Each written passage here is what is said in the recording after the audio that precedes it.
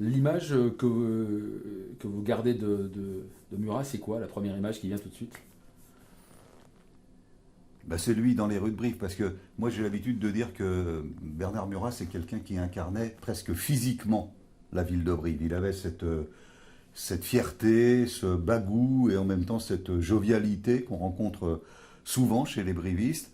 Et je crois que voilà, c'était d'autant plus notable et sensible chez lui qu'il succédait à Jean Charbonnel, qui était quelqu'un d'assez austère, presque ascétique, en tout cas assez réfrigérant. Alors que Bernard Murat, lui, dans le contact, était quelqu'un de très chaleureux, comme le sont souvent les brévistes. Et il a vraiment marqué la ville de son empreinte? Il a marqué la ville, je crois, de sa personnalité d'abord. Je crois que les brévistes l'aimaient bien, hein, même ceux qui ne partageaient pas forcément ses options politiques, mais ils le reconnaissaient comme un des leurs. Et je crois que, en plus, la politique qu'il a menée, pendant les quelques 10 ans, quelque chose comme ça, pendant lesquels il a été maire, hein, peut-être même un peu plus, hein, je crois de 95 à 2008, ça fait 13 ans. Durant les 13 ans pendant lesquels il a été maire, il a quand même fait beaucoup de choses qui ont marqué la ville de Brive. Hein. D'abord la création de la communauté d'agglos, il a œuvré beaucoup aussi au développement économique, notamment à l'ouest de Brive, hein, ou du côté de l'aéroport de Brive-la-Roche, enfin de l'ancien aéroport de Brive-la-Roche. Voilà, il a développé les foires grasses, il a continué les grandes initiatives qui avaient été prises par son prédécesseur. Je pense notamment à la foire du livre de Brive, à laquelle Bernard Murat était extrêmement attaché.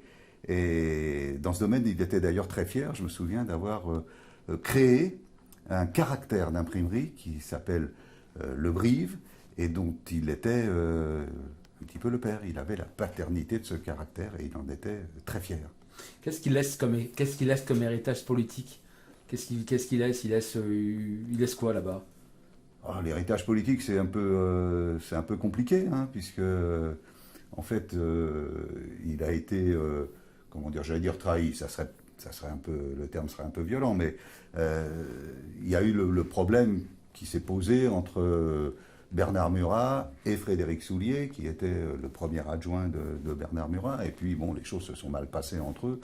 Donc, politiquement, derrière lui, c'est une droite forcément qui était un peu divisée, hein, entre ceux qui restaient ses partisans, ceux qui étaient les partisans de Frédéric Soulier, ceux qui étaient les partisans de Charbonnel, puisqu'il en restait encore autour d'Étienne Pattier.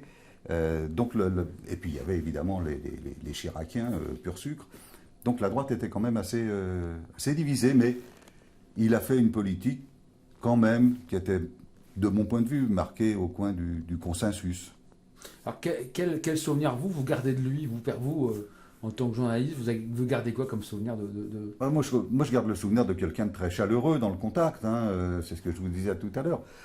C'était d'autant plus marquant que son prédécesseur était quelqu'un de franchement réfrigérant.